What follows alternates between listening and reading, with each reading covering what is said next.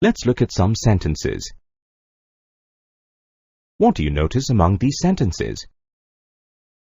The conclusions of these sentences are not certain. Let's examine the first sentence.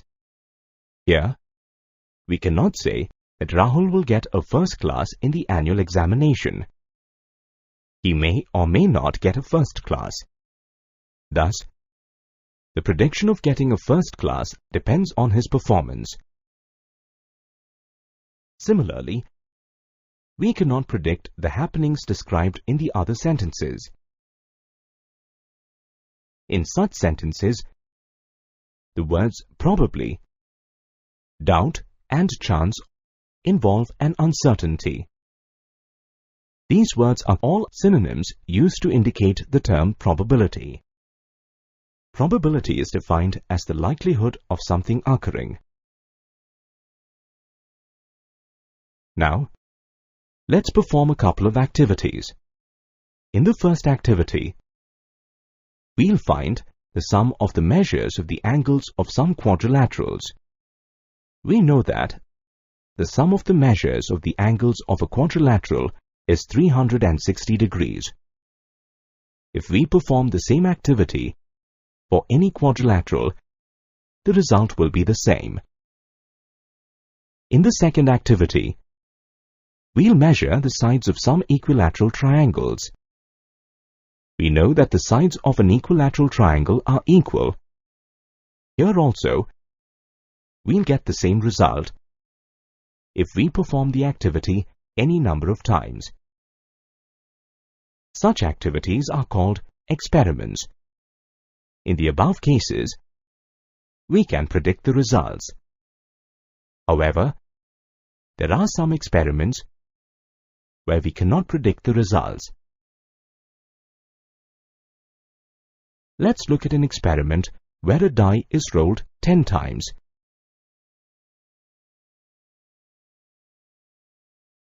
Every time we get a result. Can you predict the result if you roll the die once again? This cannot be predicted because we do not know what we will get. It can be any number from 1 to 6.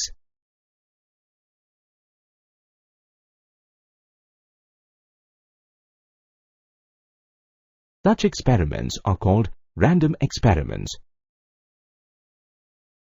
Mathematically, a random experiment is an experiment that has more than one possible result, and it is not possible to predict the result in advance. The possible result of a random experiment is called its outcome. For example, the outcomes of rolling a die are 1, 2, 3, and so on. The outcomes of tossing a coin are heads and tails. A random experiment can have any number of predictable outcomes. The set of all the outcomes of a random experiment is called sample space. It is denoted by the capital letter S. The sample spaces of rolling a die and tossing a coin are represented as shown. An element of a sample space is called a sample point. In other words, every outcome of a random experiment is also called a sample point. Let's perform an experiment where 2 coins are tossed at once. Each coin can turn up either heads or tails. Therefore, the possible outcomes may be heads on both the coins, heads on the first coin, and tails on the second coin. Tails on the first coin, and heads on the second coin. And tails on both the coins. Therefore, the sample space of the experiment is as shown.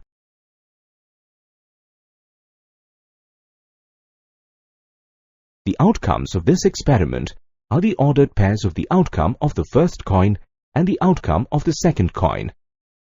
For the sake of convenience, we may omit the commas from the ordered pairs.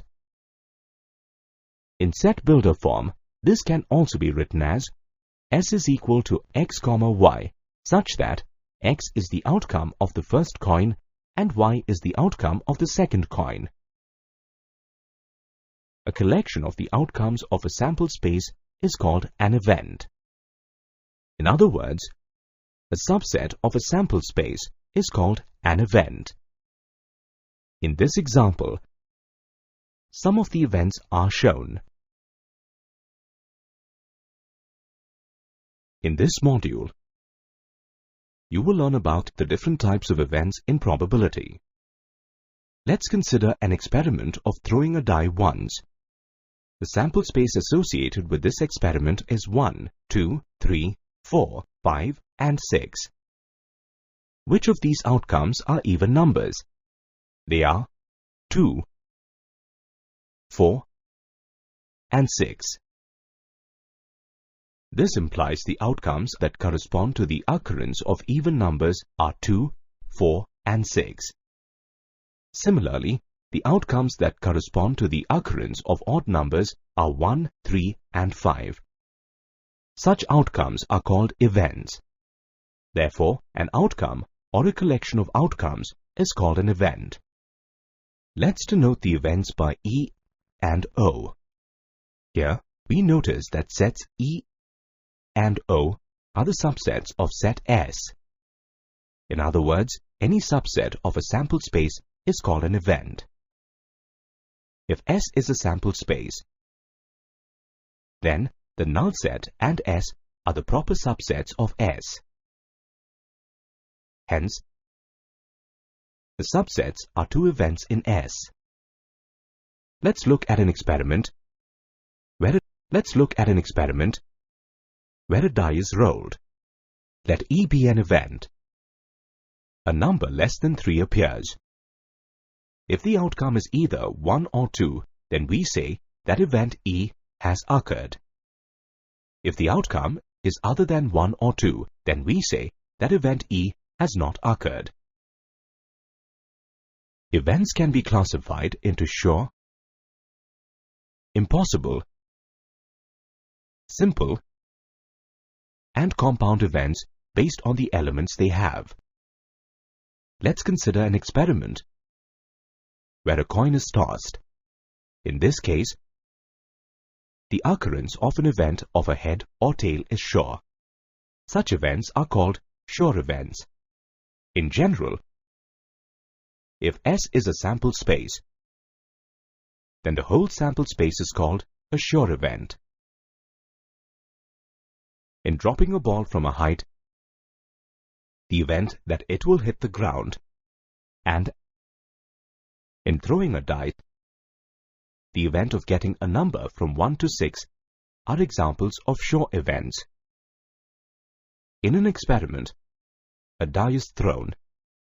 In this case, the event of getting a number that is divisible by 7 is not possible. Such events are called impossible events. In fact, the event null set of a sample space will never happen.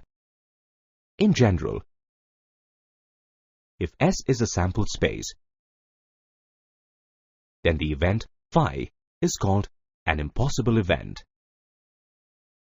Some examples of impossible events are the event of selecting an apple from a bag consisting of 10 oranges, and when a ball is thrown up, the event that the ball will stay in air.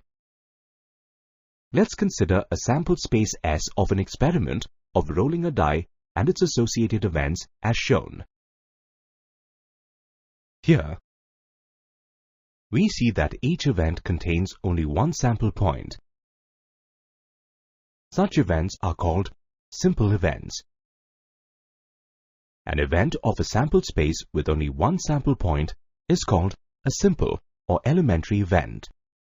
The number of simple events of a sample space of n sample points is n. An event that has more than one sample point is called a compound event. Let's consider the sample space of an experiment of tossing 2 coins. Events E1 and E2 associated with sample space S are shown. both the events have more than one sample point. Therefore, the events are compound events. In this module, you will learn to perform different operations on events. We know that a sample space and its associated events are represented in the form of sets.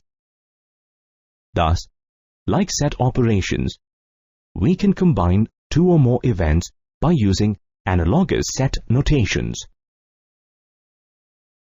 Let's consider a sample space S and two events of S, A, and B. The basic algebra of events includes complementary event, event A or B, event A and B, and event A but not B. Let's begin with complementary events. The complement of an event A is the event consisting of all the outcomes of the sample space that do not correspond to the occurrence of A. It is also called event not A. The complement of A is denoted by A dash or A bar. Let's consider the sample space shown when a die is rolled. A equal to 3, 6 is an event multiple of 3. Clearly, for outcome 1, event A has not occurred. However, we can say that not A has occurred. Similarly, for every outcome that is not in A, we can say that not A has occurred. Thus, the complementary event not A to event A, or A complement, is 1, 2, 4, and 5. In general, complementary event not A can be written as A such that A belongs to S and A does not belong to A. Next event, A or B, is analogous to the union operation on sets. If events A and B are associated with sample space S of an experiment, then event A or B contains all the elements that are either in A or B or in both. It is denoted as shown and is read as A union B or A or B. In general, event A or B is equal to A union B, which is equal to A such that A belongs to A or A belongs to B. Consider the sample space shown where a die is rolled. Let event A be the occurrence of prime numbers and event B be the occurrence of even numbers. Now, event A or B can be obtained as shown. Let's look at another experiment where two coins are tossed simultaneously. The sample space is obtained as HH, HT, TH, and TT. Consider these events associated with S. Therefore, the outcomes of the events are obtained as shown. Now, event A or B is obtained as HH, HT, TH, and TT. Here we notice that event A or B is equal to the sample space of the experiment. Such events are called exhaustive events. Two events A and B in a sample space S are said to be exhaustive if A or B is equal to S. In general, events E1, E2, E3, and so on in a sample space S are said to be exhaustive if the union of all the events is equal to S. In other words, events E1, E2, E3, and so on are said to be exhaustive if at least one of them necessarily occurs whenever the experiment is performed. If events A and B are associated with the sample space S of an experiment, then event A and B contains the elements that are common to both A and B. It is denoted as shown and is read as A intersection B or A and B. Event A and B can be written as A such that A belongs to A and A belongs to B. Consider a sample space of rolling 2 dice. Let events A and B be associated with S. The outcomes of events A and B are obtained as shown. Now, event A and B can be obtained by identifying the common elements present in both the events.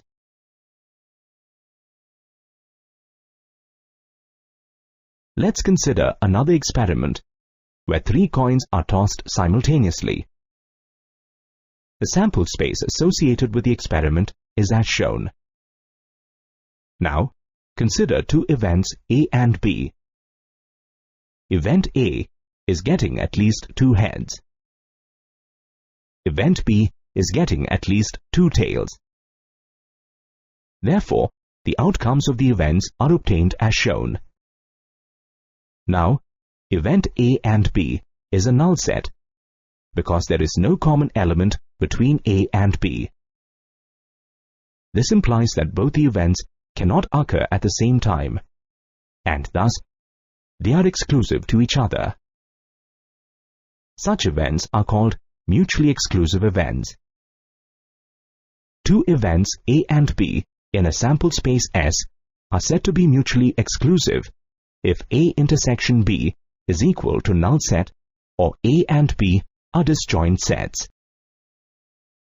In general, events E1, E2, E3, and so on in a sample space are said to be mutually exclusive if they are disjoint sets. However, some mutually exclusive events in a sample space are exhaustive. For example, getting even numbers and odd numbers in an experiment of rolling a die. Such events are called mutually exclusive and exhaustive. In a sample space S, if any pair of 2 events EI and EJ are disjoint, and the union of all the events is equal to S, then all the events are called mutually exclusive and exhaustive.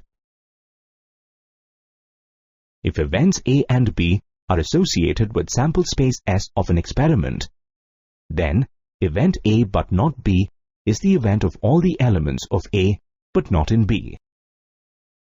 It is denoted by A minus B and read as A but not B. Therefore, event A but not B is equal to A such that A belongs to A and A does not belong to B. Please remember that event A but not B is equal to the event A and B complement. Let's consider an experiment of throwing 2 dice simultaneously. Consider events A and B associated with the experiment. The outcomes of events A and B are obtained as shown. Now, event A but not B is the elements of A that are not present in B.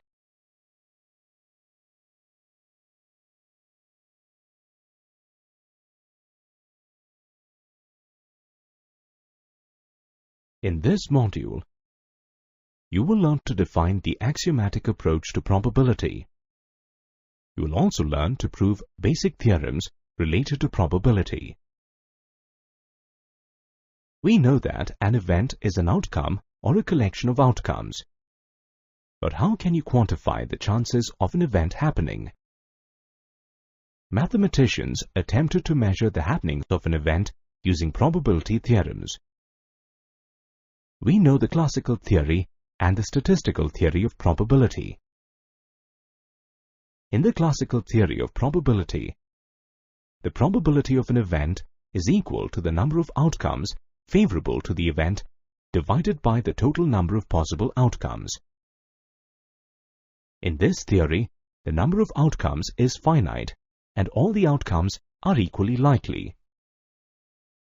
However, in the statistical theory of probability, we find the probability of an event happening based on the observations and the data collected. Neither theory can be applied to experiments that have an infinite number of outcomes. Furthermore, in the classical as well as the statistical theory, it is assumed that all the outcomes are equally likely. That is, the outcomes are equally probable. This is logically incorrect. For example, the event of getting at least a head in an experiment of tossing of two coins simultaneously. Therefore, A.N. Kolmogorov, a Russian mathematician, developed a new theory of probability in 1933. This is called the axiomatic approach to probability. In this approach, some axioms or rules are laid down to interpret probability. Let S be the sample space of a random experiment. According to the axiomatic approach to probability, the probability P is a real valued function whose domain is the set of all the subsets of sample space S, and the range is the interval 0, 1. Here function P satisfies some axioms. Let's take a look at them. The probability of any event, say A, is non-negative, that is, P of A is greater than or equal to 0. The probability of the sample space S is 1, that is, P of S is equal to 1. If A and B are mutually exclusive events, then P of A union B is equal to P of A plus P of B. Let's consider an experiment where a die is rolled. The sample space associated with this experiment is shown. Thus, the probability of the event getting 1 is 1/6. The probability of the event getting 2 is 1/6, and so on. In all the cases, we notice that the probabilities of the events are equal, which is 1/6. We also notice that the probability of each event lies between 0 and 1. Hence, the probabilities of the events satisfy axiom 1. Now, let's add the probabilities of all the events, which is equal to 1. This implies that the probability of S is equal to 1. Hence, the probabilities of the sample space satisfy axiom 2. Now, let's consider a coin is tossed once. The coin has 3 times the chance of falling heads up as it has of falling tails up. Therefore, P of H is equal to 3/4, and P of T is equal to 1/4. The values of the probabilities lie between 0 and 1. On adding the probabilities, we get 1, which is the probability of the sample space.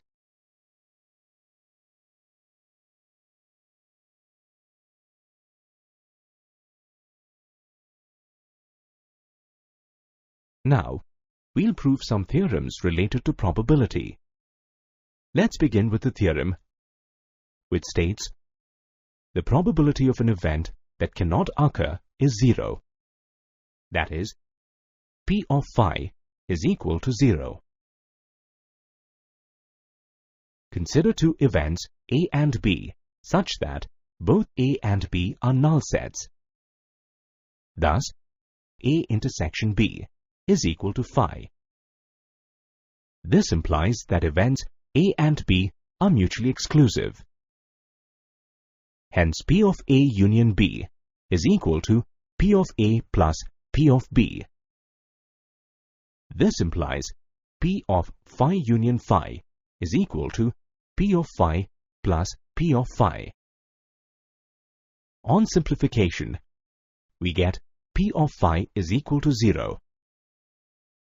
Hence, the probability of an event that cannot occur is 0.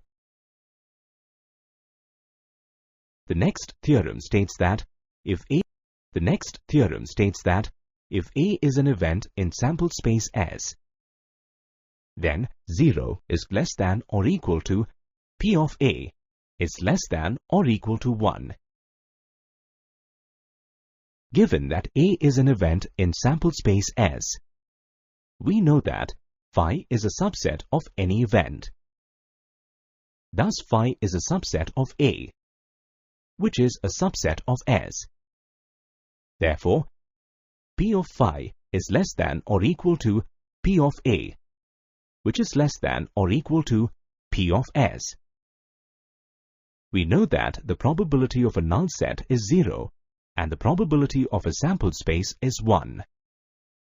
Hence, the probability of an event of a sample space always lies between 0 and 1. Let's prove a theorem on the probabilities of equally likely outcomes. If E is an event in a sample space S containing n sample points that are equally likely, then P of E is equal to 1 divided by n. Let P of E be x. Consider that E1, E2, E3 and so on are the elementary events that contain each sample point in sample space S. Thus, the events are mutually exclusive and exhaustive. Therefore, the union of the events is equal to S. The probability of the union of all the elementary events is equal to the probability of the sample space. It implies that the sum of the probabilities of all the elementary events of S is equal to the probability of the sample space. Since sample space S contains equally likely sample points, the probability of each event containing a sample point will be x. Thus, we get sum of n number of x's is equal to 1. That is, nx is equal to 1. Therefore, x is equal to 1 divided by n. Hence, P of E is equal to 1 divided by n. S is a sample space containing n sample points, and A is an event in S containing m sample points. If each outcome is equally likely, then P of A is equal to m divided by n. Let E1, E2, E3 and so on be the elementary events of S containing each of the m sample points of event A. We know that the events are mutually exclusive and exhaustive. Therefore, the union of all elementary events of event A is equal to A. The probability of the union of all elementary events of A is equal to the probability of event A. This implies the probability of A is equal to the sum of the probabilities of each of the elementary events of A.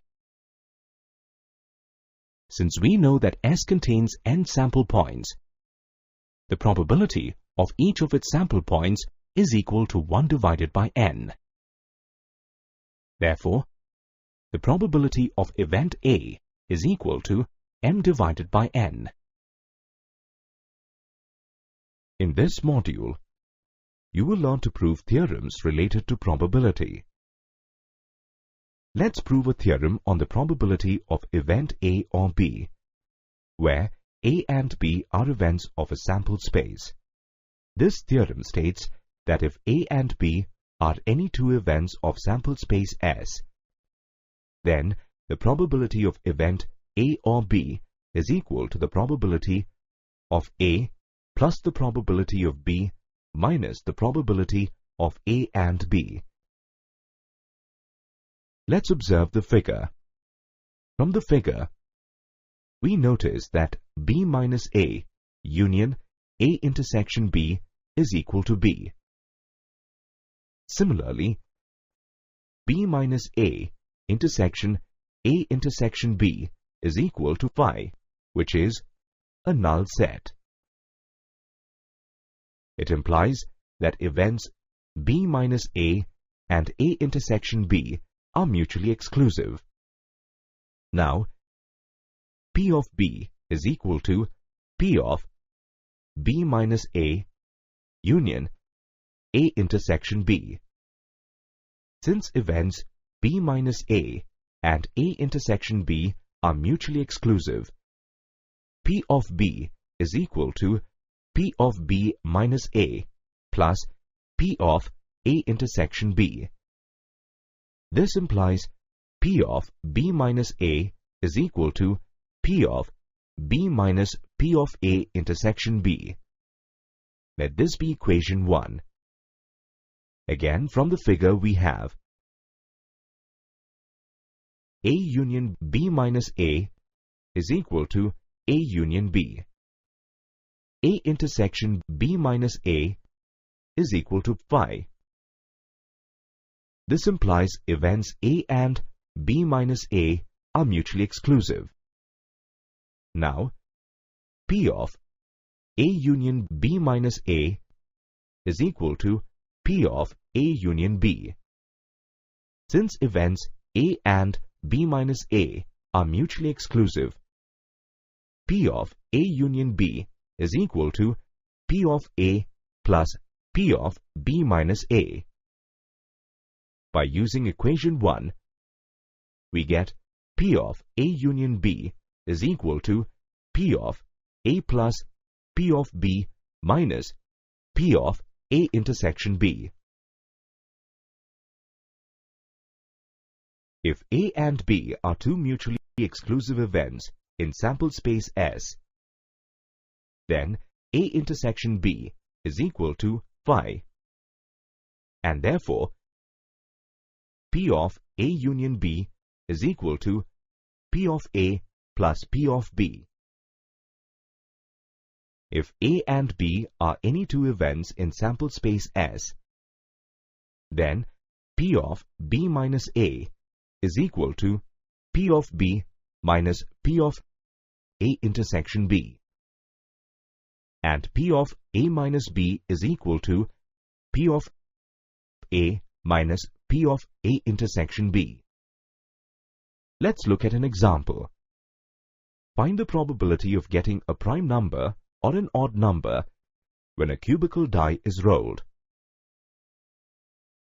Let A be the event of the occurrence of a prime number. It will consist of the numbers 2, 3, and 5.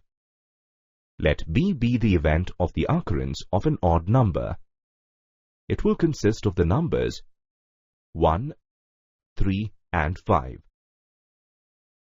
Thus, A intersection B is the event of the occurrence of an odd prime number and consists of 3 and 5. Now, the probability of A is equal to 1/2. The probability of B is equal to 1/2. The probability of A intersection B is equal to 1/3. Now, A union B is the event of the occurrence of a prime number or an odd number, which is 1, 2, 3, and 5.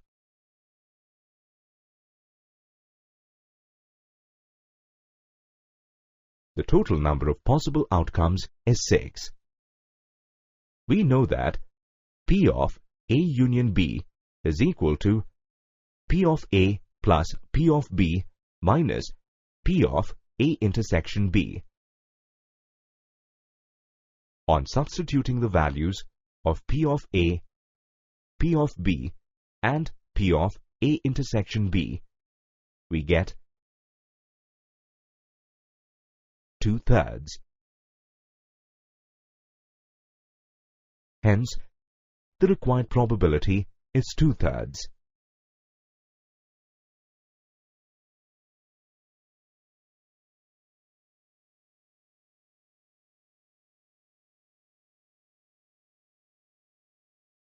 If A, B, and C are any three events in a sample space, then P of A union B union C is equal to P of A plus P of B plus P of C minus P of A intersection B minus P of B intersection C minus P of C intersection A plus P of A intersection B intersection C.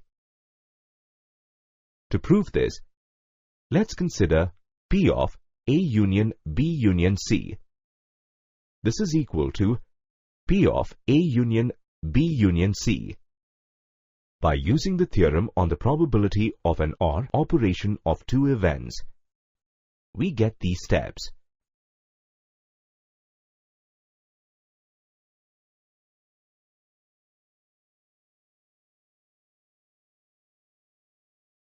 Since A intersection B intersection A intersection C is equal to A intersection B intersection C, we get P of A union B union C is equal to P of A plus P of B plus P of C minus P of A intersection B minus P of B intersection C minus P of C intersection A plus P of A intersection B intersection C. Hence the theorem is proved.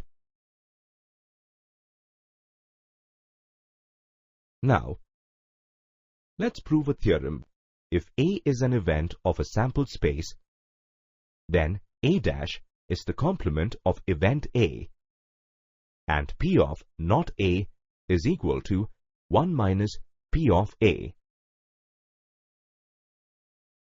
We know that events A and A' are mutually exclusive and exhaustive. This implies A union A' is equal to S and A intersection A' is equal to phi. Now, P of A union A' is equal to P of S.